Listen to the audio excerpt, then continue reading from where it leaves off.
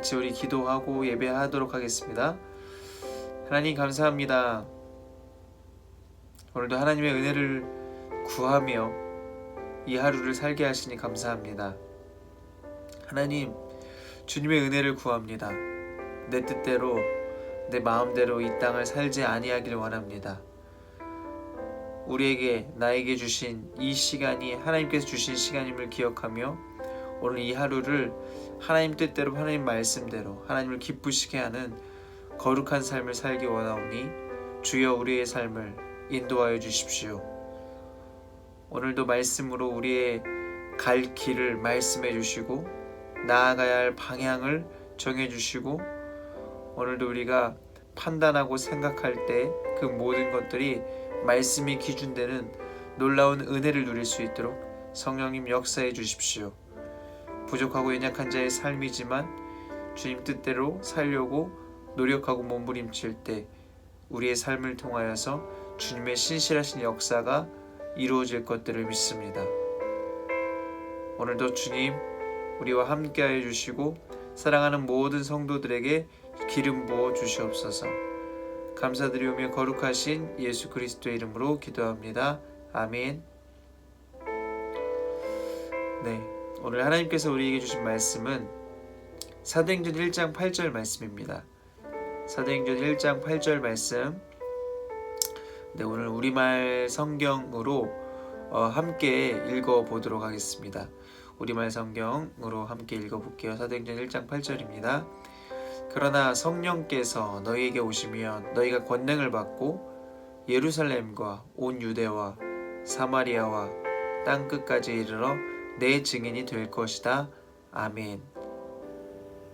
오늘도 하나님의 은혜를 구하며 예배의 자리에 나아오신 여러분을 주님의 이름으로 환영하고 축복합니다. 하나님의 은혜를 구하는 저와 여러분의 삶 가운데 주님이 예배하신 충만한 은혜를 경험하는 복된 시간이 되시기를 축복합니다. 오늘 사도행전 1장 8절의 말씀을 가지고 함께 말씀을 나누도록 하겠습니다. 우리는 모두 예수님의 증인입니다. 예수님께서 하나님의 아들이심을 우리는 믿고 있고 또 그분이 우리의 주와 왕이 되신다는 사실을 믿고 있으며 또 그것을 믿지 않는 사람들에게 전하고 증거하는 사람들입니다. 이 말씀, 이 이야기를 듣고 아닌데 나는 교회만 다니는데 난 믿음이 약한 사람인데 난 교회 다닌 지 얼마 안 됐는데 여러분 증인은요 어떤 특정한 사람들 교회에 나와서 봉사 많이 하고 열심인 사람들에게만 해당되는 그러한 말이 아닙니다. 우리는 모두 동일하게 증인으로 부름받은 사람입니다. 어떤 증인이냐? 바로 예수님을 전하는 증인이죠. 그런데요, 그렇기 때문에 우리는 증인의 그 삶을 살아야만 합니다. 여러분, 증인의 삶이란 무엇일까요? 증인의 삶은요, 그 말한 것에 대해서 증명하는 삶을 살아야 하는 것입니다. 우리가 말한 것을 삶으로 보여줘야 한다는 것이죠. 여러분, 우리는 예수님의 증인이기 때문에 예수님을 보여줘야 합니다. 하나님 나라 복음의 증인이기 때문에 하나님 나라 복음을 보여줘야 합니다. 어떻게 무엇으로 보여줄 수 있겠습니까? 우리의 삶으로 보여주면 됩니다. 우리의 삶으로 예수님의 선하심이 무엇인지, 예수님의 신실하심이 무엇인지를 우리의 삶을 통해 보여주면 됩니다. 그런데요, 그 일은 결코 쉽지 않습니다. 왜냐하면 우리는 이 땅을 살아가면서 세상과 접하고 살아가고 있기 때문에 하늘의 것들, 하나님 나라 복음을 계속해서 증거하는 삶은 그렇게 쉬운 일은 아닙니다. 그런데 그렇다고 그것이 불가능한 삶이냐? 결국 그렇지도 않습니다. 왜냐하면 초대교회 성도들은요 이러한 증인의 삶을 살아냈기 때문에 그렇습니다. 그들은 하나님 나라를 증언했을 뿐만 아니라 하나님 나라에 걸맞는 삶을 살았습니다. 그들이 전한 복음의 내용은 사람들이 쉽사리 믿기 어려운 내용이었죠. 죽은 사람이 부활했다. 그분이 하늘로 올라가셨다. 뭐 여러 가지 예수 그리스도에 관한 내용들이잖아요. 그리고 이 이야기가 참으로 믿기 쉬운 내용은 아니죠. 그런데 어, 사람들이요, 그들이 전한 이 내용에 대해서, 이 복음에 대해서 믿기 시작합니다. 그들은 어떻게 해서 이 내용들을 믿게 된 것일까요? 바로 증인들의 삶 때문이었습니다. 초대교회 성도들의 삶 때문이었다라는 것이죠. 여러분, 초대교회 성도들은요, 그들이 이야기한 내용과 동일한 삶을 살았습니다. 특별히 그들이 전한 그 복음의 메시지 뿐만 아니라 우리는 어떠한 삶을 살아야 된다라고 이야기했을 때 그것에 걸맞는 삶을 살았습니다. 그런 그들은 그렇게 세상의 가치와는 완전히 다른 하나님 나라의 가치, 하나님 나라 복음의 가치에 걸맞는 삶을 살았던 것이죠. 여러분, 그렇게 구별된 삶에는 힘이 있습니다. 예. 세상과 똑같은 삶을 살면 절대 그 삶에는 힘이 없지만, 그렇게 세상을 거스르고 세상과 구별된 삶을 살 때 그 삶에 힘이 있게 되는 것이죠. 여러분, 사람들은 우리의 삶을 다 봅니다. 아닌 것 같지만 우리의 삶을 다 지켜보고 있고요. 그 사람의 삶을 통해서 그 사람에 대해서 판단을 합니다. 그런데 우리의 삶이 세상 사람들에게 이러한 어떠한 판단을 받아야 하겠습니까? 저 사람 정말 거룩하구나. 저 사람은 정말 세상 이야기하는 것과 똑같이 사는구나. 저 사람은 정말 구별된 삶을 사는구나. 뭔가 특별한 삶을 살고 있구나. 라는 이야기를 들을 수 있는 저와 여러분이 되어야 합니다. 그것이 바로 예수님을 믿는 증인의 삶이겠지요. 특별히 우리가 증인의 삶을 살아갈 때 꼭 기억해야 할 두 가지가 있는데, 오늘 그것을 함께 좀 나눠보려고 합니다. 첫 번째는 성령님에 대한 오해입니다. 사도행전은 성령의 역사입니다. 그런데 우리가 오해하는 것이 성령님이 강제적으로 일하시는 분이다라는 생각을 할 때가 많이 있습니다. 그래서 성령님만 임하시면 모든 것이 다 성령님께서 주관하시고 인도하시고 나는 아무것도 안 해도 된다라는 생각들을 할 때가 있습니다. 여러분, 그런데 우리가 기억해야 될 것은요, 성령님은 절대로 강제적으로 일하시지 않는다라는 것입니다. 여러분, 성령님은요 인격이시죠. 그래서 우리 마음 가운데 감동을 주시고 우리로 하여금 그 일을 행하도록 도우시고 인도하시는 분이 성령님입니다. 다시 이야기해서 우리의 의지와 상관없이 일하시는 분이 아니다라는 것이죠. 여러분, 또한 우리가 성령님에 대한 오해 중에 하나, 성령님을 사역의 도구로 생각해서는 안 됩니다. 우리가 부흥하기 위해서는 성령 충만해야 돼 라고 생각하는데요. 당연히 부흥하기 위해서는 성령님이 임하셔야죠. 왜냐하면 그 성령님은 교회의 주인 되시고 교회의 머리 되시기 때문에 그렇습니다. 여러분, 그런데요, 부흥을 위해서가 아니라 성령님은 우리가 증인으로서 우리가 예수님을 그리스도로 고백할 수 있도록 하게 하시는 분이 성령님이십니다. 우리가 예수님을 온전히 믿게 하시는 분도 성령님이시고요. 그렇기 때문에 성령님은 결코 도구가 될 수 없습니다. 성령님은 우리가 믿는 신앙의 주체가 되시는 분이 바로 성령님입니다. 그 성령 하나님은 우리로 하여금 하나님의 백성으로서 온전히 살아갈 수 있도록 우리를 도우시고 인도하시는 보혜사이시죠. 그렇기 때문에 우리는 성령님에 대한 오해를 해서는 안 되죠. 성령님을 도구로 생각해서도 안 되고, 성령님이 임하시면 내 삶, 나는 그냥 손 놓고 있으면 된다라는 그런 생각을 해서도 안 됩니다. 우리가 성령을 구하고 난 다음에 우리가 해야 될 것은 성령님의 인도하심에 따라 순종하는 삶을 살아야겠다, 순종하고자 하는 그 마음을 우리가 먹어야 합니다.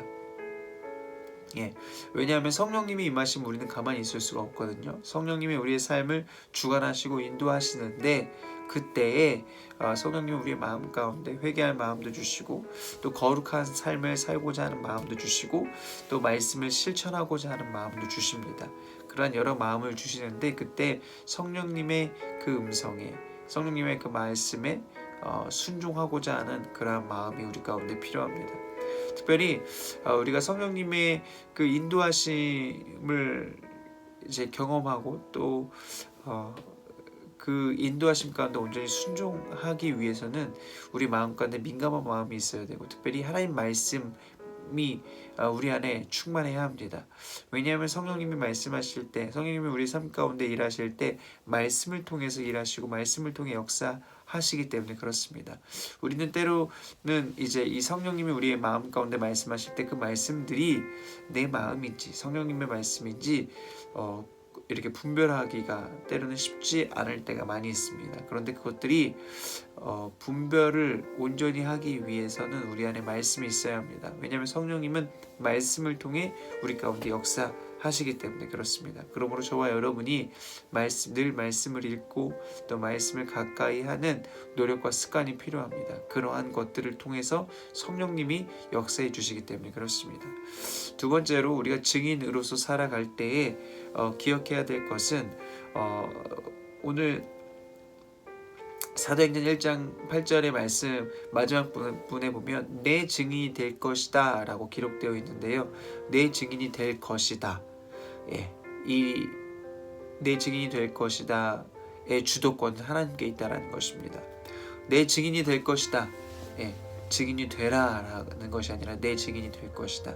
하나님께서 저와 여러분을 하나님의 증인, 하나님 나라 복음의 증인이 되게 하신다라고 말씀하신 것입니다.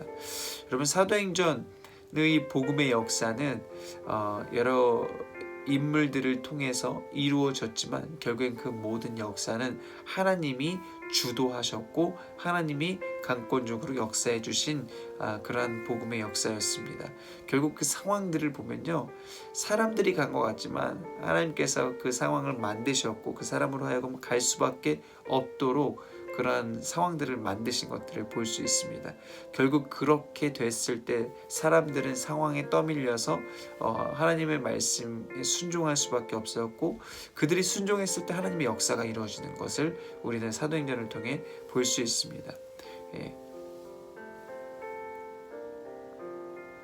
사도행전 전체는 이렇게 하나님이 주권적으로 이끌어 가시는 역사 속에서 하나님의 충성된 증인들을 통해 이 땅에 하나님의 뜻이 이루어지는 그러한 내용들입니다. 그런데 때로는 사람들이 알아듣지 못하고 이해하지 못하는 상황 속에서도 하나님은 여전히 그분의 계획 가운데 구속의 역사를 밀고 나가십니다. 주님의 구속의 역사는 계속해서 이어지고 있다는 것이죠. 우리가 이해하든 이해하지 못하든요. 지금도 주님의 말씀에 순종하는 증인들을 통해서도 그러한 주님의 신실하신 역사는 이루어지고 있습니다. 여러분 사도행전 말씀을 보면요, 결국 이렇게 하나님의 구속의 역사가 이루어질 때 어떻게 이루어지는가, 하나님의 주권과 인간의 책임, 이 두 가지가 합쳐졌을 때 합쳐짐으로 말미암아 하나님의 구속의 역사가 계속해서 이루어지고 있음을 우리는 볼 수 있습니다. 하나님이 저와 여러분을 증인으로 부르셨습니다. 왜 부르셨을까요? 이러한 하나님의 주권과 인간의 책임, 우리의 책임으로 하여금 저와 여러분을 통하여서 하나님의 역사를 이루시겠다, 하나님의 구속의 역사를 이뤄 가시겠다, 그러한 구속의 역사를 계속해서 이뤄 가시기 위하여 저와 여러분을 증인으로 부르셨습니다. 물론 저와 여러분이 그 부르심에 반응하지 않는다 할지라도 하나님의 신실하신 이 구속의 역사는 계속해서 이루어집니다. 어차피 이루어지기 때문에 하나님이 이루어 놓으신, 이렇게 만들어 놓으신 파도에 저와 여러분이 함께 편승해서 그렇게 하나님의 역사에 쓰임받는 귀한 증인으로서의 삶을 살게 되는 저와 여러분, 우리 살아있는 교회 모든 성도님들 되시기를 예수 그리스도의 이름으로 간절히 축복합니다. 아멘. 이 시간 함께 우리 기도하며 나아갈 때 오늘 들은 말씀처럼 증인으로서의 삶을 온전히 살고 싶습니다. 그 삶을 온전히 살도록 주님이 인도하여 주십시오. 증인된 삶을 온전히 살아서 하나님께서 이 땅 가운데 행하고자 하신 그 일들 가운데 쓰임받는 인생 될 수 있도록 나의 삶을 주관하여 주십시오. 우리 살아있는 교회가 그렇게 주님께 쓰임받는 교회 되도록 주님 역사해 주십시오. 우리 이러한 기도 제목을 가지고 함께 기도하도록 하겠습니다. 또 각자의 기도 제목을 가지고 또 교회에 연약한 성도들을 위해서 함께 같이 기도하도록 하겠습니다. 같이 기도하겠습니다.